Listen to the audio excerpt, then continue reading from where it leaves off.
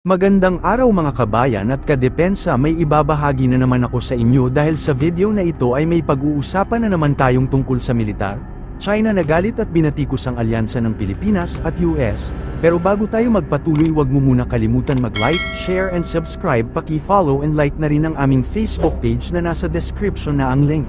Hinihimok ng China ang Pilipinas na itigil ang pakikipagsabuatan sa ibang mga bansa upang pukawin ang mga tensyon sa mga isyong pandagat at ihinto ang pagbibintang sa iba, sabi ni Chinese Foreign Ministry spokesman Guo Jiakun noong Martes. Tinanong siya tungkol sa pinakabagong mga pag-unlad sa pakikipagtulungan sa pagtatanggol ng Pilipinas sa US at Japan. Sinabi pang ang Pilipinas ay hindi dapat magtangka na humingi ng suporta mula sa mga panlabas na puwersa o humingi ng mga dahilan upang ihanay ang sarili sa mga pangkat, sabi ng tagapagsalita. Sa pagbisita kamakailan ni Pangulong Ferdinand Romualdez Marcos sa US, inihayag ng dalawang panig na makikipagtulungan sila sa mas malapit na kooperasyong militar at muling pinagtibay na ang US-Philippines Mutual Defense Treaty ay nalalapat sa South China Sea. Sa unang bahagi ng buwang ito, iniulat din ng Japanese media ang tungkol sa isang panukala ng Tokyo na ilipat ang 6 sa Abukuma-class destroyer ng Japan Maritime Self-Defense Force sa Pilipinas. Bilang tugon, sinabi ni Guo na palaging sinasalungat ng China ang mga hakbang ng paggamit sa isyu ng South China Sea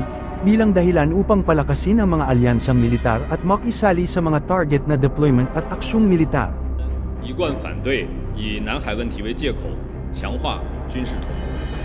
搞有针对性的军事部署与行动，这既解决不了问题，也吓不倒中国，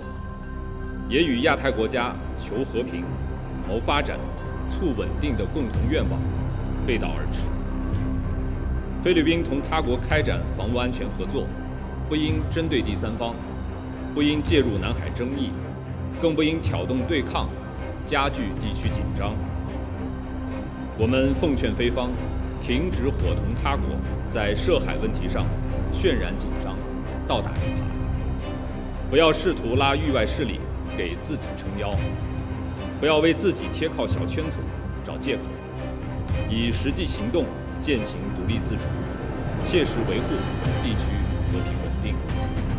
Huwag mo na rin kalimutan mag-like, share and subscribe. Pindutin mo na rin ang bell para updated kayo sa aking mga bagong video. Maraming salamat po.